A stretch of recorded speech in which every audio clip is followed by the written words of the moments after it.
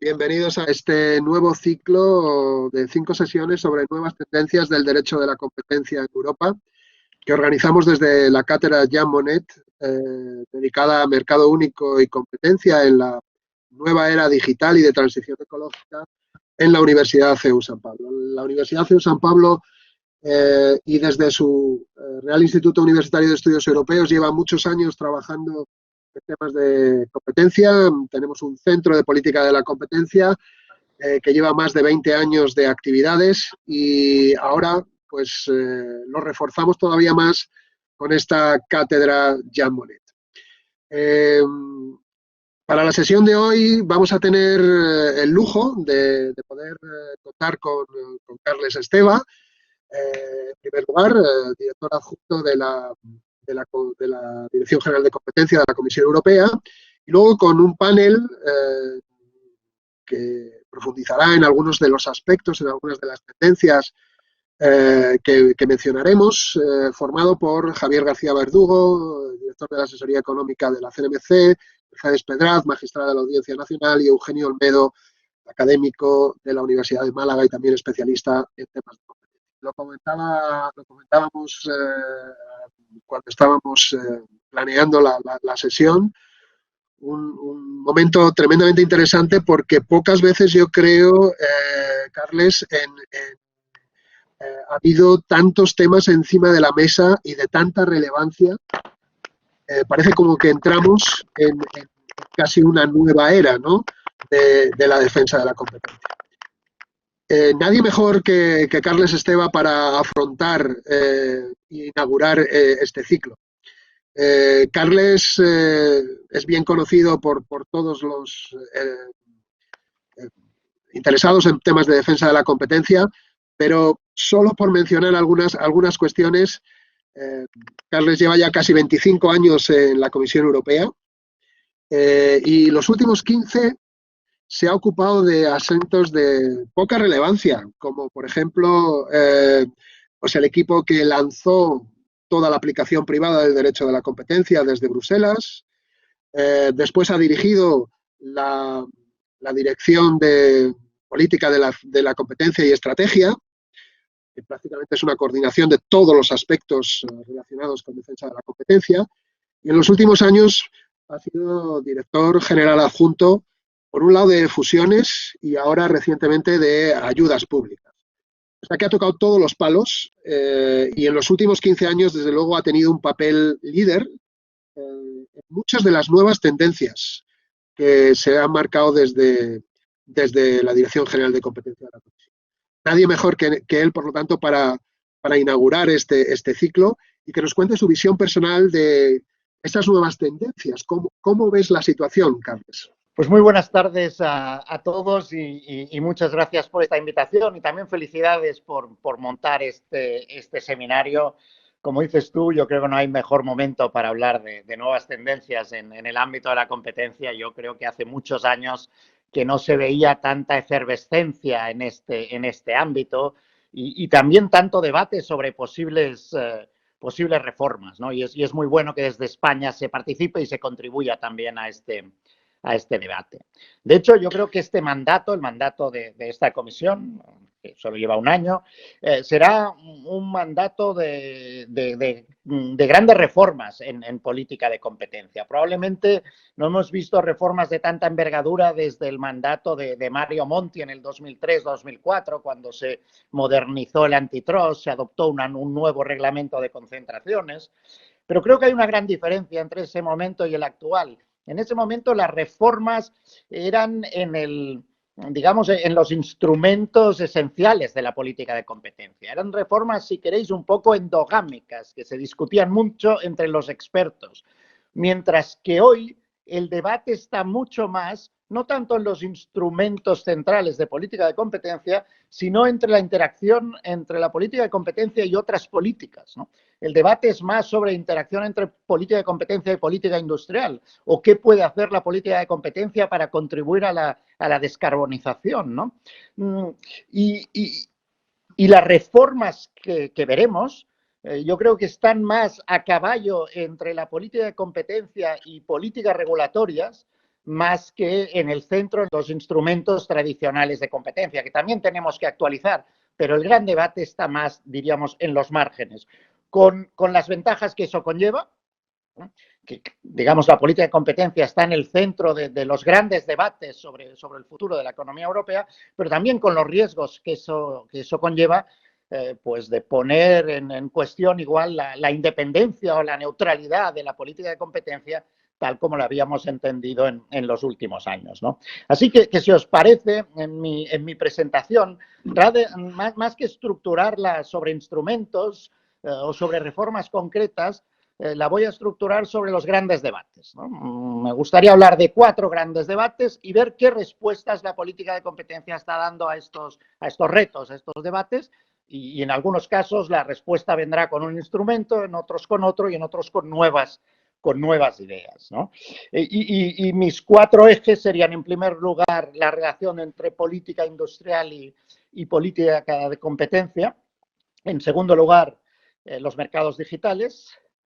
En tercer lugar, la contribución de la política de competencia al Green Deal o a la descarbonización. Y finalmente, la política de competencia y COVID.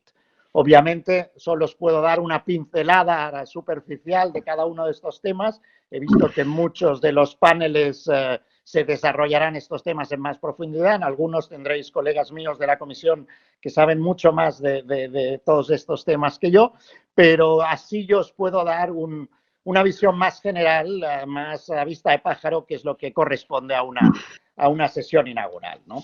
Si empezamos con el debate de política industrial o política de competencia, o planteado de una forma más cruda, ¿es la política de competencia realmente un obstáculo a una política industrial europea o a la creación de campeones europeos, ¿no? Este no es un debate nuevo, de hecho es un debate que ha acompañado a los desarrollos de política de competencia desde sus inicios y en particular desde la adopción del reglamento de control de concentraciones en los años 90, ¿no?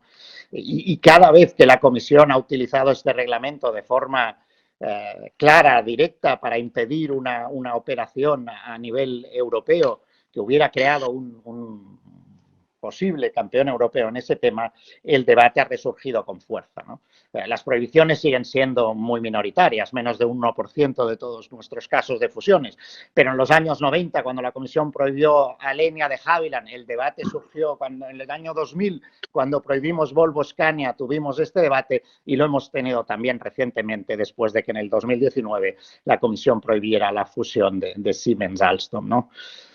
Aviones, camiones, trenes, yo no sé qué tendrán estos elementos de transporte para, no sé, excitar la imaginación de nuestros industrialistas, pero la verdad es que todos estos casos han dado lugar a debates bastante fuertes. Recordar simplemente la reacción franco-alemana a la prohibición de Siemens y Alstom, un manifiesto al que luego se añadió Italia y Polonia, en el que se iba tan lejos como para proponer la eliminación de la independencia de la política de competencia y dar al Consejo la posibilidad de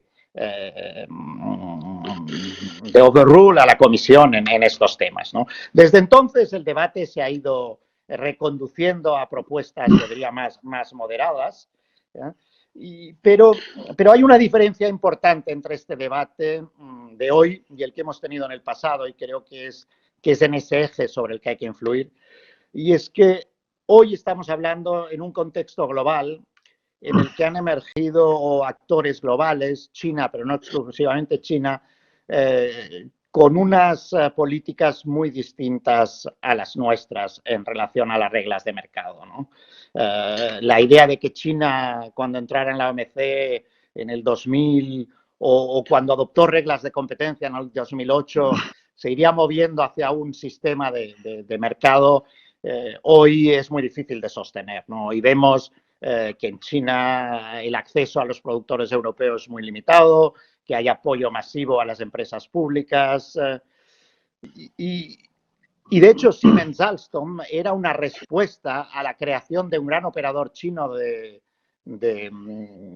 mercados de fabricación de trenes de alta velocidad, CCRC, que también resultó de una operación de fusión que las autoridades chinas de competencia autorizaron sin demasiados problemas, ¿no?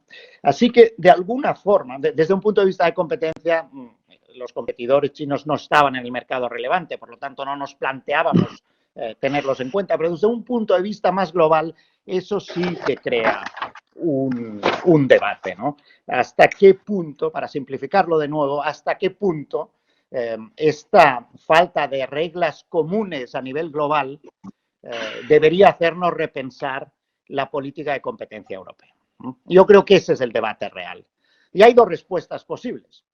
Una respuesta es decir, vamos a flexibilizar la política de competencia europea, vamos a permitir la creación de algunas posiciones de mercado en Europa, aunque eso conlleve ciertos costes para los consumidores. O la otra solución, que es la que nosotros preconizamos, que es decir, no vamos a mantener una política efectiva de competencia a nivel europeo, porque la política de competencia al final es una política de competitividad, porque tener dos competidores fuertes en Europa asegura que luego sigan siendo competitivos a nivel mundial. Y Siemens-Alstom creo que era un buen ejemplo. Tenemos dos campeones mundiales, el 70% de los mercados fuera de China en trenes de alta velocidad los ganan o Siemens o Alstom, ¿no? Tenemos ya dos competidores globales europeos, ¿para qué querer solo uno? Pero esta teoría, este enfoque solo se puede defender, yo creo, si hacemos más esfuerzos para establecer ese sistema global de level playing field, donde todos los operadores estén sometidos a unas reglas similares, al menos cuando operan en el mercado europeo.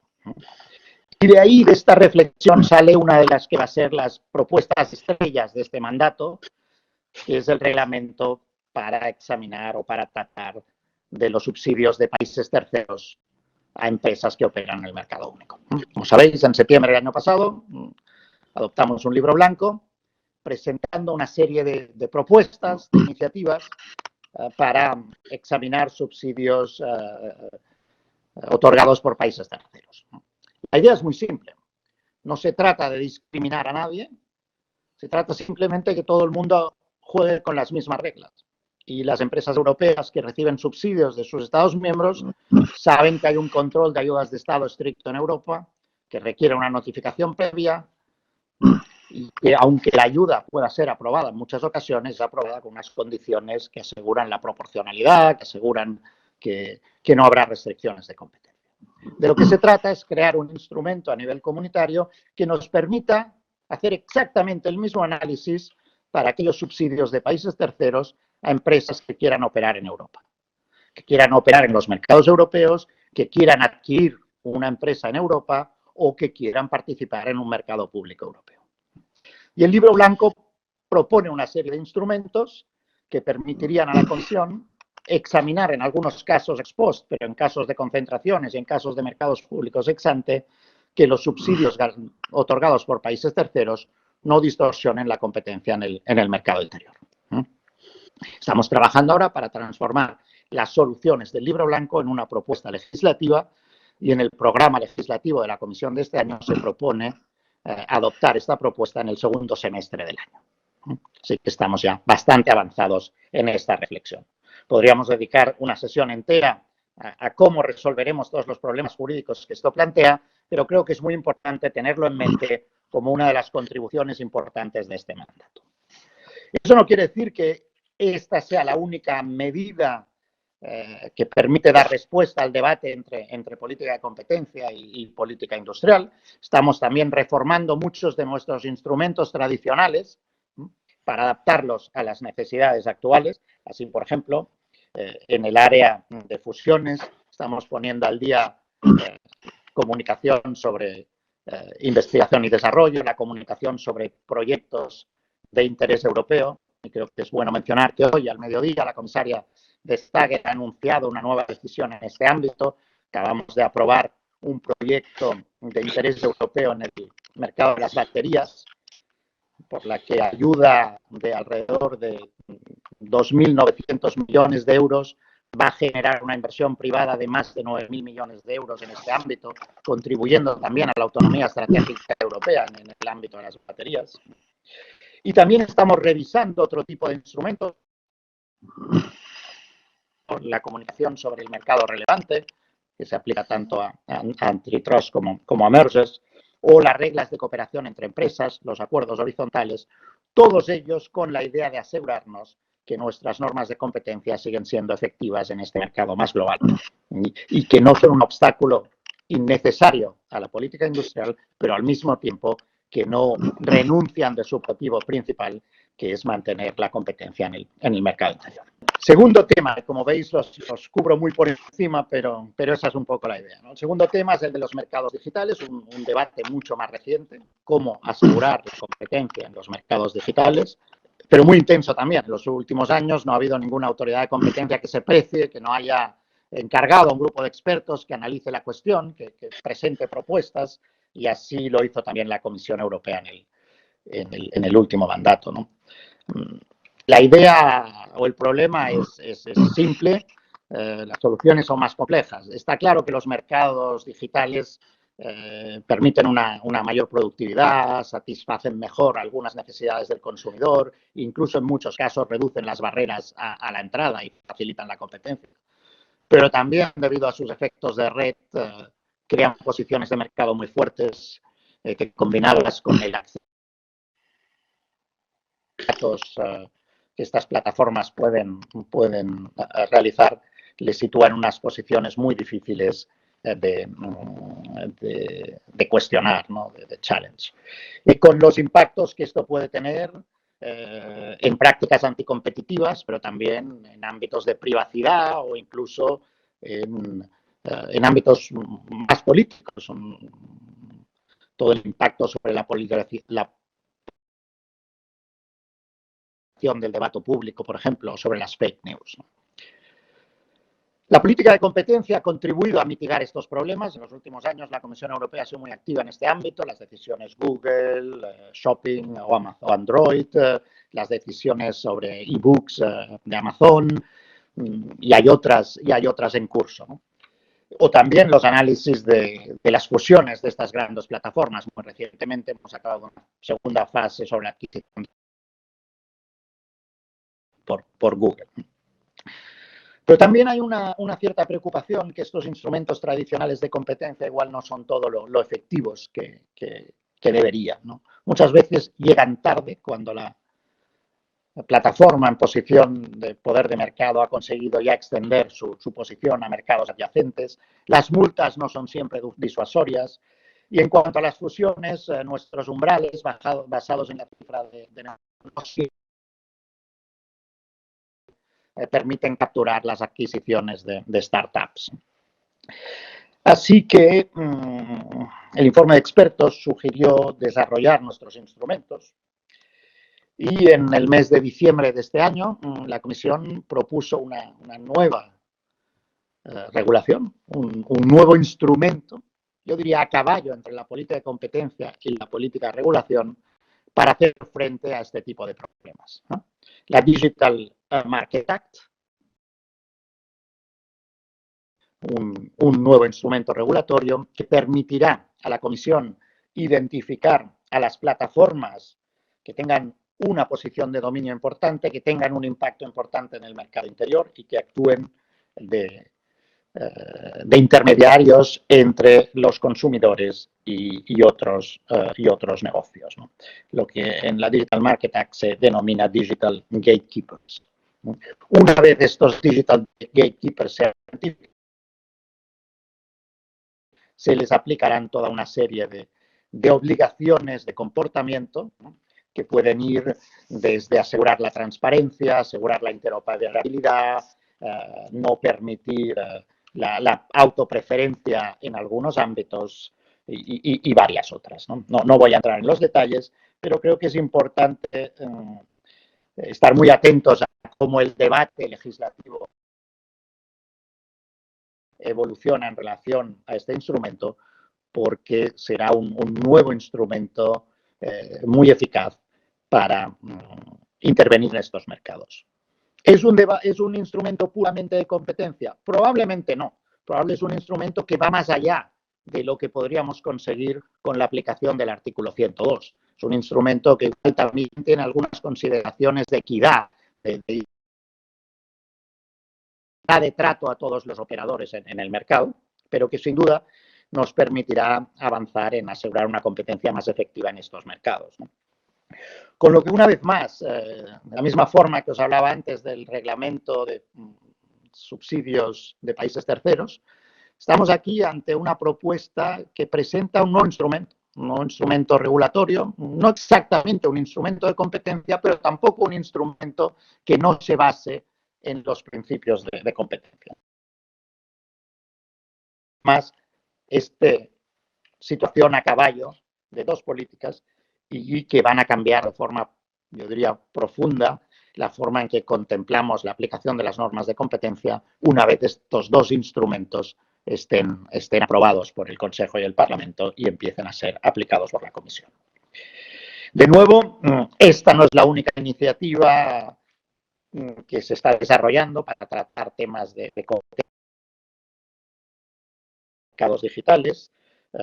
Se están reformando, por ejemplo, las líneas directrices sobre acuerdos verticales que nos tendrían que permitir actualizar la forma en que las normas de competencia se aplican a la distribución online, o estamos examinando cuáles son los mecanismos más efectivos para poder examinar también las fusiones de empresas digitales, aunque a veces caigan bajo los umbrales. Y aquí la comisaria anunció en septiembre pasado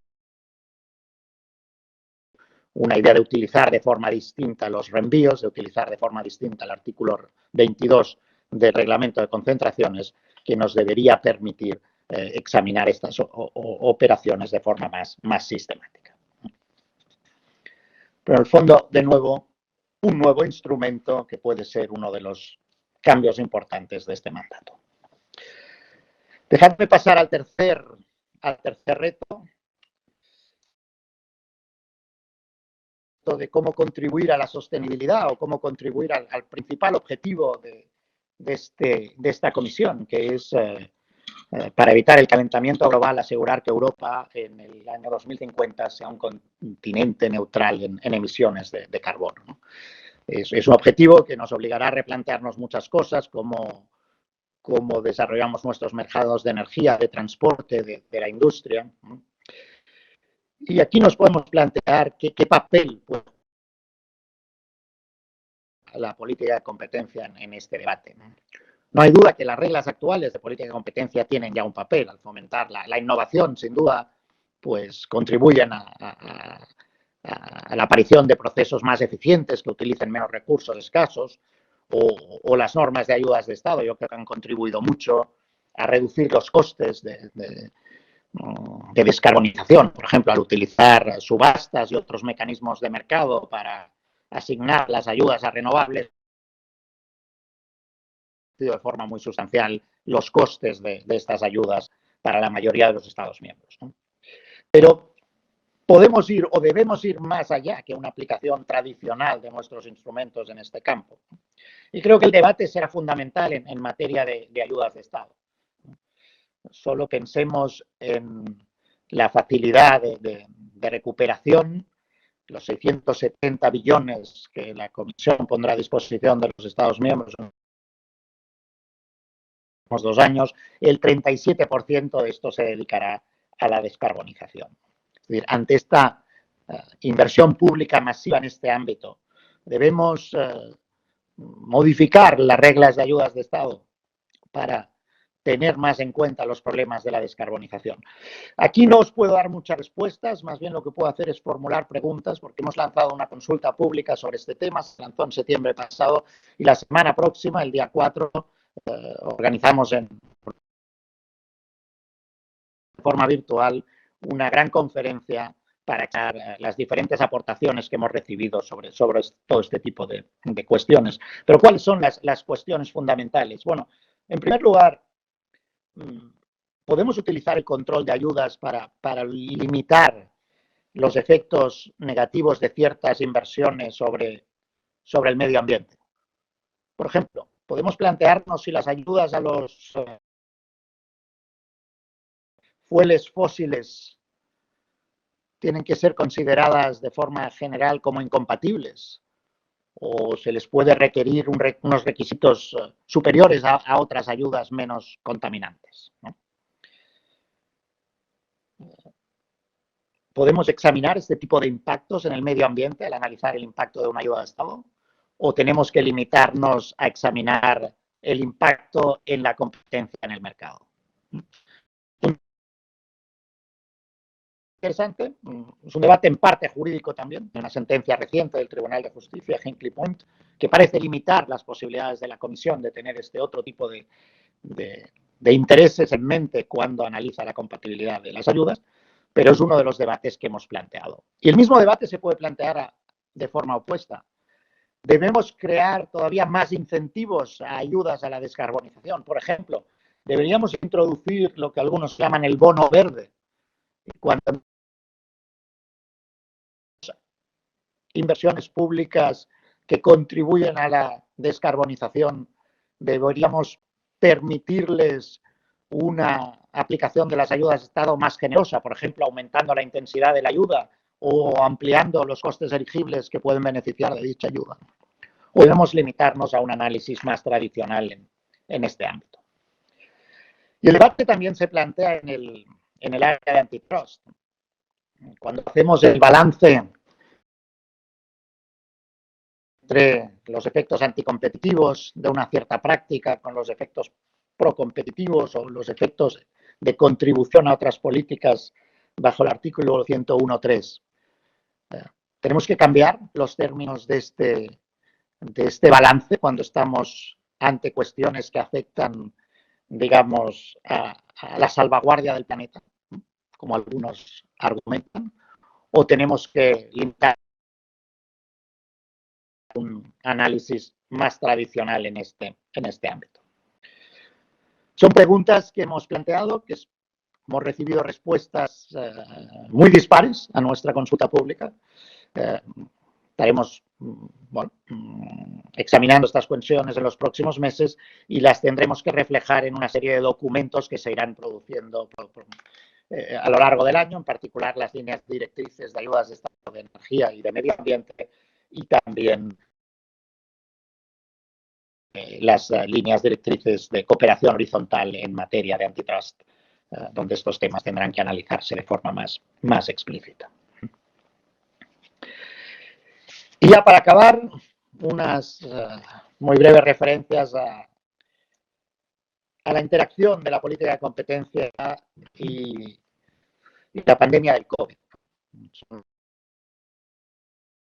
Es que nos han dedicado mucho tiempo en este primer año de mandato, ¿no? Y que yo creo que se pueden dividir en dos grandes debates. En primer lugar, cómo contribuir a paliar la crisis desde la política de competencia y, en segundo lugar, cómo contribuir a la recuperación que esperemos llegue pronto en este campo. En el primer tema, yo creo que la respuesta vino. La Comisión adoptó en el mes de marzo un marco temporal de ayudas, flexibilizando la política de ayudas de Estado y facilitando que los Estados den ayudas a la liquidez a las empresas. Un marco temporal que fuimos desarrollando con los meses para introducir nuevos tipos de ayudas a medida que el mercado las iba demandando, ¿no? Hoy el marco temporal cubre ayudas a investigación y desarrollo o inversión en equipos productivos para combatir la pandemia, recapitalizaciones, apoyo al mantener los costos fijos de la empresa. Y yo creo que ha sido un instrumento muy eficaz para mantener a empresas que eran viables antes de la crisis, que puedan mantenerse, superar este periodo de crisis y vuelvan a operar en el mercado de forma natural una vez la pandemia pase. Bajo el marco temporal hemos aprobado más de 3.000 millones de ayudas y más de 400 esquemas individuales que yo creo que han beneficiado de forma muy amplia a las empresas alrededor de Europa, manteniendo al mismo tiempo un marco común importante para mantener la integridad del mercado interior. ¿Podemos ver ya al final del túnel? Bueno, confiábamos todos en que la extensión del marco temporal hasta el verano del año próximo fuera suficiente, pero está claro que la tercera ola que estamos viviendo llevará las consecuencias de esta crisis más allá del verano. Y la semana pasada anunciamos que estábamos trabajando en una prolongación del marco hasta finales del 2021. Yo espero que esta sea la última prolongación y que a partir de ahí podamos todos volver a una fase más de recuperación y abandonar estas medidas excepcionales de crisis, ¿no? Medidas excepcionales de crisis que hemos aprobado también en el área de antitrust, con un marco temporal también en ese campo, que facilita la cooperación de empresas, aunque restrinja de forma limitada la competencia, si esas restricciones pueden contribuir a combatir la pandemia. La Comisión se ha comprometido a examinar este tipo de proyectos en un plazo corto de tiempo y cuando sea necesario dar letras de aprobación o comfort letters. Y de hecho la Comisión dio a una alianza de empresas farmacéuticas en un proyecto llamado Medicinas para Europa, en el que ese balance entre la restricción de competencia y la necesidad de combatir la pandemia nos pareció proporcionado.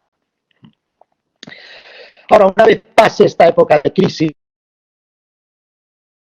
y empecemos en la recuperación, probablemente tengamos que volver a un sistema donde las reglas de competencia se apliquen de forma plena, porque creo que tanto los ejemplos del pasado, lo que nos demuestran los ejemplos del pasado, es que una recuperación sin competencia es mucho menos efectiva que una recuperación en la que las empresas están sometidas a todos los incentivos necesarios para seguir innovando, seguir compitiendo en el mercado.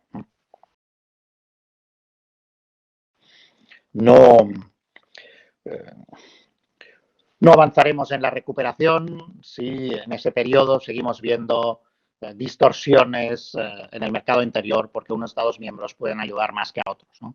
Y no avanzaremos en la recuperación si pues, beneficios que podríamos tener todos en términos de precios, en términos de innovación o productividad, se ven mermados.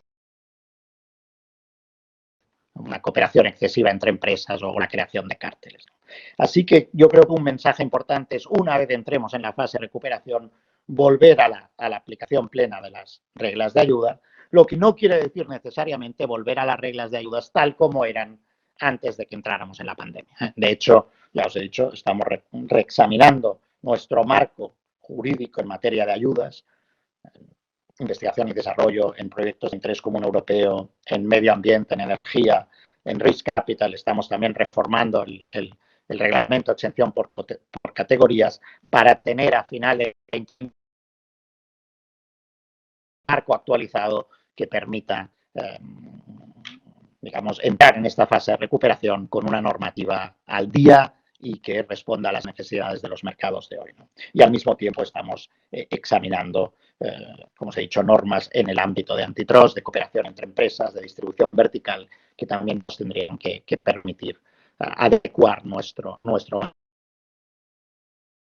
regulatorio en este campo. Pero aquí estamos con muchos temas por delante, con muchísimos proyectos encima de la mesa y con un calendario también muy ambicioso, porque la idea es que tanto los Estados miembros como las empresas tengan muy claro cuando empezamos el proceso de recuperación cuáles son las reglas que se aplican, cuáles son los instrumentos de que disponen las de competencia y al final asegurar que haya un marco jurídico estable, que es una contribución importante también a la recuperación. Esta sería una vista muy general de los grandes debates a los que nos enfrentamos. Yo creo que esa idea que he intentado presentar al principio, que igual el debate no está tanto en los elementos centrales de la política de competencia, sino entre la articulación de política de competencia en otros ámbitos y la creación de nuevos instrumentos a caballo entre política de competencia y otros ámbitos, como el reglamento de subsidios extranjeros o como la Digital Market Acts, yo creo que van a ser elementos muy especiales, muy particulares de este nuevo debate en política de competencia. Y si os parece, lo dejo aquí, encantado de abordar con más detalle cualquiera de estos temas, si hay preguntas, y seguro que todos los ponentes de estas fantásticas jornadas lo harán con mucho más competencia que yo. Muchas gracias. Muchísimas gracias, Carles. Muy, muy interesante esta visión desde las alturas de todo lo que hay por delante, que efectivamente confirma pues que va a ser un mandato especialmente interesante y poderoso. Sin perjuicio de que por vía chat la audiencia pueda plantear algunas preguntas que Javier Porras pues recopilará y hará una selección y planteará alguna. Yo utilizo mi turno de moderador para dar un poco también tiempo a que esas preguntas se vayan cursando y te planteo algunas, ¿no? Con respecto al primer tema, Siemens, Alstom, política industrial, política de competencia, podríamos decir que desde la Comisión se ha ya decidido que la respuesta se va a dar desde la política comercial, digamos. No tanto desde la política de competencia, sino con instrumentos de defensa comercial. Podríamos calificar el reglamento de subsidios extranjeros o, por ejemplo, el nuevo reglamento también sobre control de inversiones directas extranjeras, más las medidas en temas de contratación pública, etcétera, como respuestas desde el ámbito de la defensa comercial, más que desde el punto de vista estrictamente de competencia. Y además más desde una defensa comercial unilateral por parte de la Comisión, reconociendo las dificultades que por lo menos hasta el momento actual han existido para avanzar en el ámbito multilateral. Esa es mi primera pregunta. ¿O tú crees que no, que estamos hablando de instrumentos mixtos en los que la política de competencia tiene mucho que decir todavía? Esa es mi primera pregunta. Con respecto a mercados digitales, me gustaría saber tu opinión sobre dos aspectos. Uno es cómo percibís desde la Comisión este debate en Estados Unidos. Digital Market Act. ¿Creéis que puede haber un acercamiento parecido o aquí va a haber una divergencia, por lo menos por ahora? O sea, a mí, en algunas de las conferencias a las que he asistido últimamente, me ha dado la impresión de que había mayor resistencia por parte de Estados Unidos a dar un paso de estas características, ¿no? Más regulatorio, más de control ex ante. No sé qué percepción tenéis desde la Comisión. Y si piensas que esto puede generar fricciones o... y la segunda pregunta sobre el tema de mercados digitales es ¿quién va a controlar esto?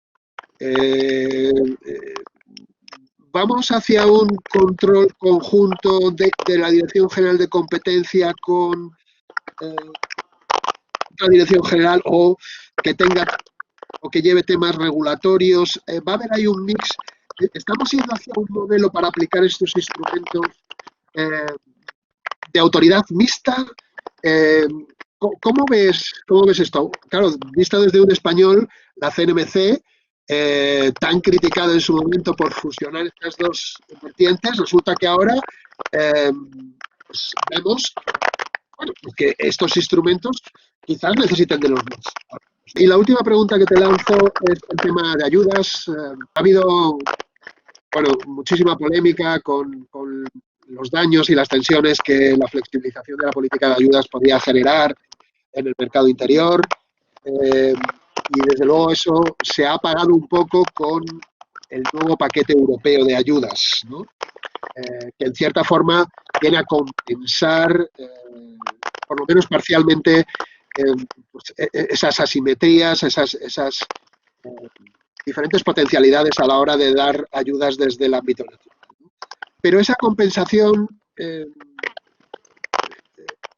es una compensación total, o se podía haber hecho algo y en el futuro se podrá hacer algo desde el ámbito de ayudas para disminuir el efecto distorsionador de esa enorme cantidad de ayudas otorgadas a nivel nacional. Perfecto, yo muchas gracias. Las tres preguntas son de gran interés y me permiten desarrollar algunos temas que no he abordado durante la presentación, así que te las agradezco mucho. Déjame empezar igual por la última. Es cierto que con un primer examen nos podemos plantear si la flexibilización del marco temporal no ha dado lugar realmente a un riesgo de distorsión muy importante, especialmente cuando examinamos los presupuestos aprobados. Se ha hablado de más de 3.000 millones de ayudas aprobadas en la totalidad del. Bueno, pues la mitad más o menos de esos presupuestos corresponden a un solo Estado miembro, corresponden únicamente a Alemania. Cuando uno lo mira así, puede plantearse si el marco temporal no está creando un riesgo de distorsión muy, muy importante. Pero en realidad, cuando empezamos a ver las cifras de la ayuda efectivamente desembolsada, no solo de los presupuestos aprobados, nos damos cuenta que las proporciones de cada uno de los grandes Estados miembros no son tan dispares, ¿no? Y cuando miramos a nivel de proporción del Producto Nacional Bruto, todavía vemos menos disparidad. De hecho, España, en proporción al Producto Nacional Bruto, es el país que ha otorgado más ayudas. Una gran parte de ellas son garantías, con lo que igual la situación es diferente de algunos Estados miembros que han otorgado mucho más ayudas en forma de grants, pero cuando vemos las cifras de las ayudas desembolsadas, no vemos esa disparidad tan grande que veíamos a nivel de presupuestos.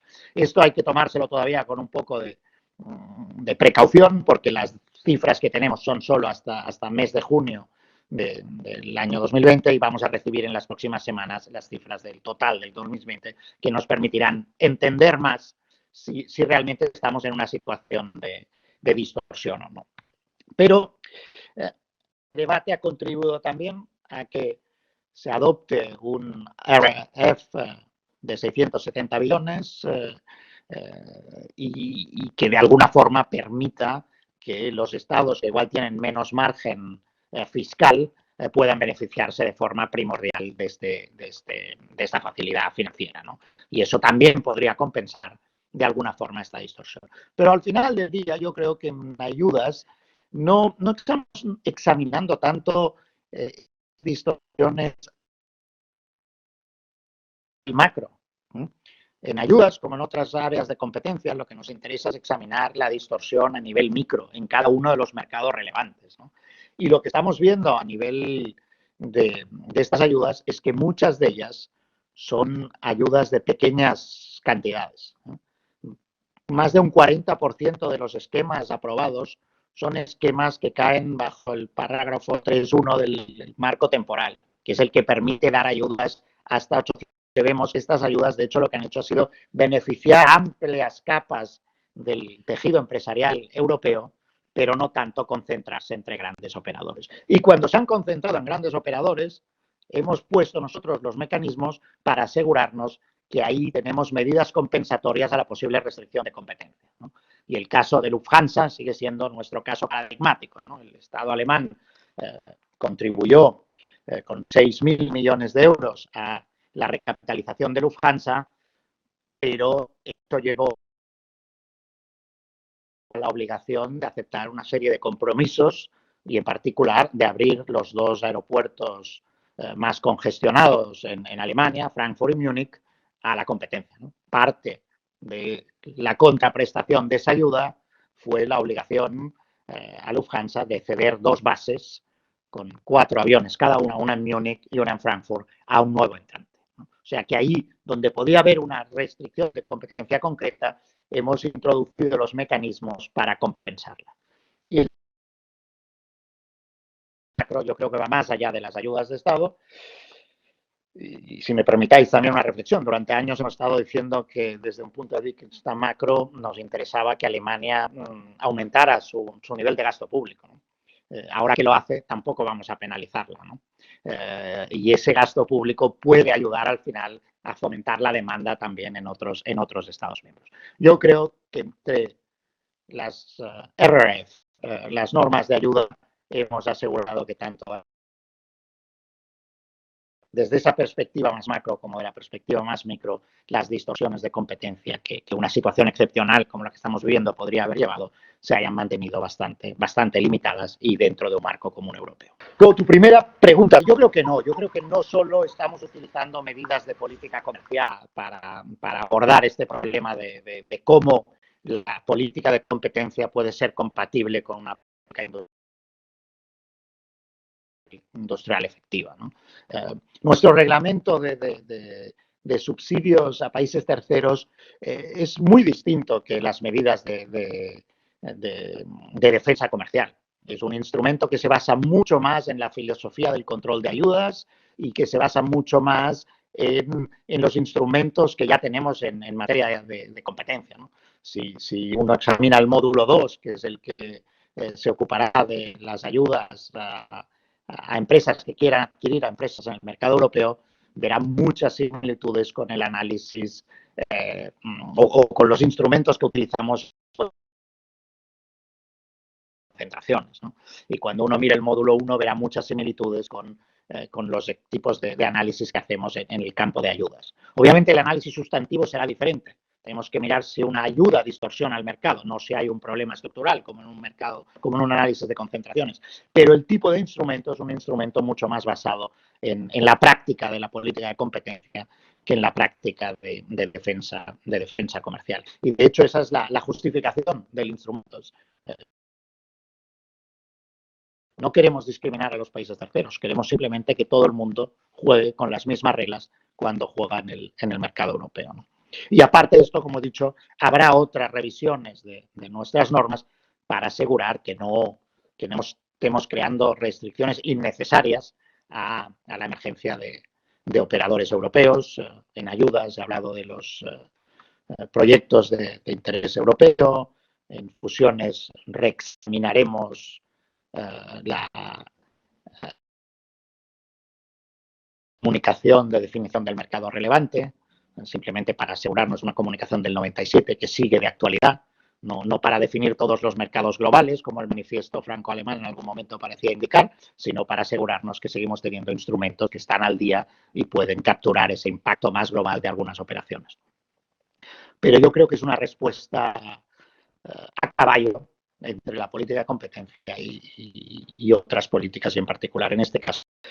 Mercados digitales, pues sin duda una administración demócrata abre siempre una ventana de oportunidad a cooperar en materia de competencia de forma igual más amplia que la última administración con la que también hemos cooperado, pero con un poco más de dificultades en Estados Unidos, ¿no? Igual la idea americana un sistema ex ante, pero seguir utilizando sus instrumentos ex post de forma efectiva, ¿no? Y el último caso que han abierto contra Facebook, replanteándose incluso algunas de las adquisiciones anteriores de Facebook, como la adquisición de WhatsApp y otras, bueno, yo creo que va incluso más lejos de algunas de las cosas que nosotros hemos hecho en este ámbito, ¿no? Así que está por ver, pero yo creo que hay una oportunidad para entendernos, al menos en parte, en cómo regular o en cómo aplicar las normas de competencia a los mercados digitales. ¿Quién lo aplicará? Bueno, desde nuestro punto de vista está muy claro, lo aplicará la Comisión Europea. Eso es lo que propone la Digital Markets Act. ¿Quién en la Comisión Europea? Eso, bueno, es algo que tendremos que ir definiendo a medida que el instrumento legislativo se vaya definiendo con más concreción.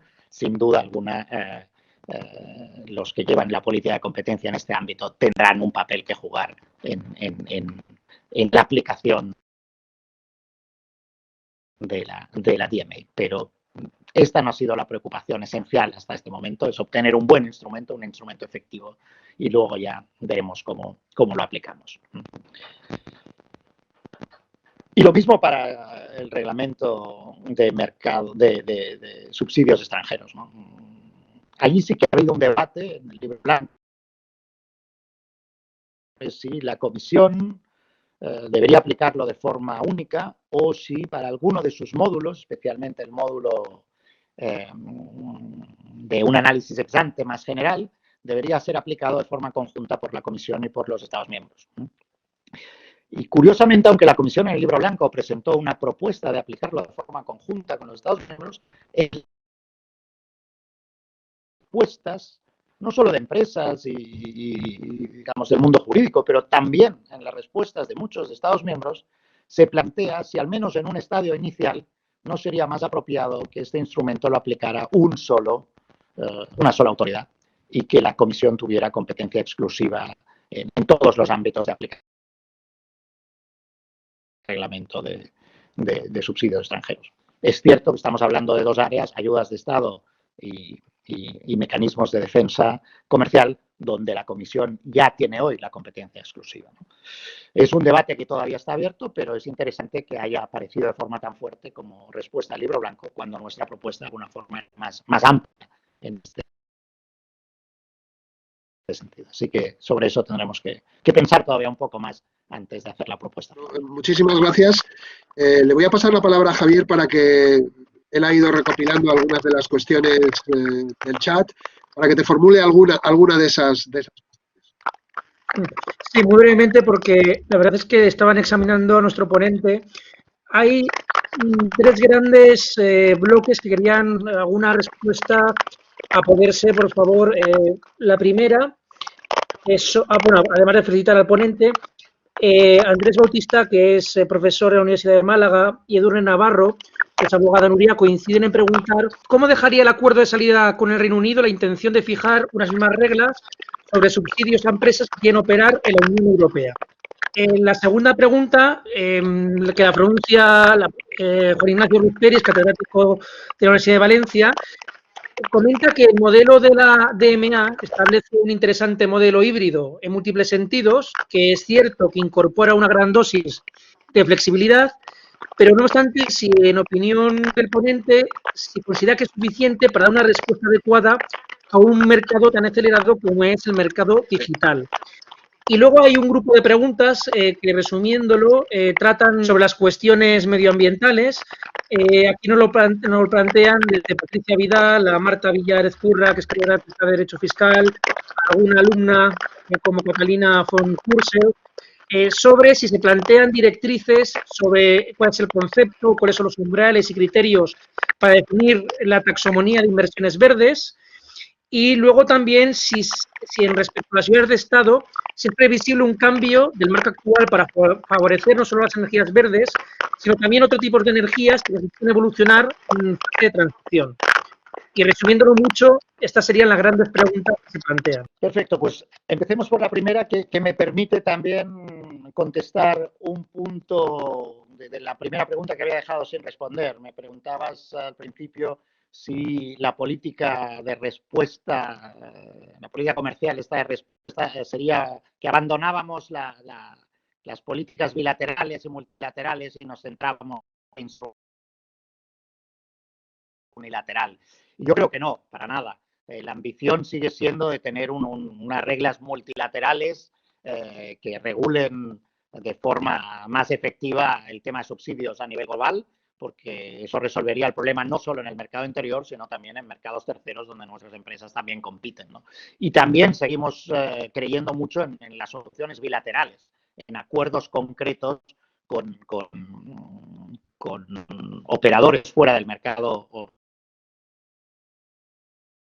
para asegurar que tengan un sistema de control de subsidios equivalente al nuestro. Y aquí es donde el acuerdo de salida y el acuerdo de cooperación con el Reino Unido, yo creo que han llegado a un nivel que va mucho más allá de lo que habíamos conseguido nunca en ningún acuerdo de libre comercio en materia de subsidios, ¿no? El acuerdo del Reino Unido introduce un sistema permitirá mantener, yo diría, un level playing field en este ámbito y permitirá que estemos todos suficientemente tranquilos de que el Reino Unido no va a poder introducir ayudas públicas que distorsionen claramente su comercio con la Unión Europea, ¿no? Sin ir al gran detalle, pero dando un poco las líneas generales, en primer lugar, Seguimos competentes para aplicar las reglas de ayudas de Estado a cualquier ayuda que se otorgara hasta el año 2020 y durante los próximos 4 años, ¿no? Y seguimos competentes para seguir aplicando las reglas de ayudas de Estado en cualquier ámbito que pueda dar lugar a una distorsión de competencia entre Irlanda del Norte y el mercado único, ¿no? Con lo que acabamos de publicar también un documento que explica cómo entendemos ese concepto de afectación del comercio entre Irlanda del Norte y el resto del mercado único, que creo que nos permitirá seguir siendo competentes para examinar algunas de las ayudas a nivel general en el Reino Unido que puedan perjudicar al mercado interior. Pero aparte de estos dos elementos, digamos, de continuidad con el régimen actual, se ha establecido un nuevo régimen que obliga al Reino Unido a establecer una autoridad independiente en materia de ayudas y, sobre todo, obliga al Reino Unido a tener un régimen jurídico que puede ser aplicado directamente por los tribunales británicos para cumplir con las normas del acuerdo, que si uno las lee en detalle verá que reflejan bastante bien el acquis comunitario, las normas principales en materia de ayudas de Estado. La terminología a veces no es la misma, pero el contenido verán que se parece mucho, con lo que tendremos un sistema de aplicación interna de estas normas que nos da todas las garantías, pero además, si ese sistema no funcionara, hay un sistema de resolución de conflictos que permitiría a la Unión Europea, de forma relativamente eficaz y rápida, imponer medidas compensatorias si viéramos que las ayudas garantizadas en el Reino Unido afectan el comercio entre Estados miembros y que pueden ir hasta reducir algunas de las ventajas de acceso al mercado interior que las empresas británicas podrían tener, ¿no? Es un acuerdo bilateral y, por lo tanto, el Reino Unido podrá aplicar el mismo tipo de restricciones, el mismo de medidas en caso de que considere que nosotros violamos el acuerdo, pero obviamente en Europa tenemos una autoridad de competencia, la Comisión, que examina que cualquier ayuda que se garantiza cumpla con esos principios, por lo que yo creo que habrá pocos problemas desde ese punto de vista. Pero creemos que tenemos un acuerdo bilateral que obviamente nunca va tan lejos como inicialmente planteábamos, pero que estamos muy satisfechos con el régimen que hemos conseguido negociar. En segundo lugar, la DMA sí es un instrumento híbrido, es un instrumento que digamos, tiene dos grandes componentes, ¿no? Un componente de definición de lo que es un gatekeeper, ¿no? Y ahí la definición se puede llegar a ella con unos cualitativos o con unos criterios cuantitativos, pero en el fondo lo que estamos intentando establecer es que se trata de una empresa con una posición de mercado importante en mercados que tienen un impacto importante en el mercado único, ¿no? Desde ese punto de vista, sin duda, conceptos de competencia están detrás de la calificación de una plataforma como gatekeeper. Y luego tenemos toda una serie de obligaciones que estas plataformas deben cumplir, ¿no? Es todavía muy poco, creo, para especular qué obligaciones seguirán allí al final del proceso legislativo y cómo las iremos interpretando en los casos concretos. Pero muchas de estas obligaciones, digamos, aparecen sobre la base de precedentes de casos de competencia, ¿no? Cuando hablamos de evitar la autorreferencia, pues tenemos en mente el caso Google Shopping, ¿no? Y cuando hablamos de facilitar la interoperabilidad o de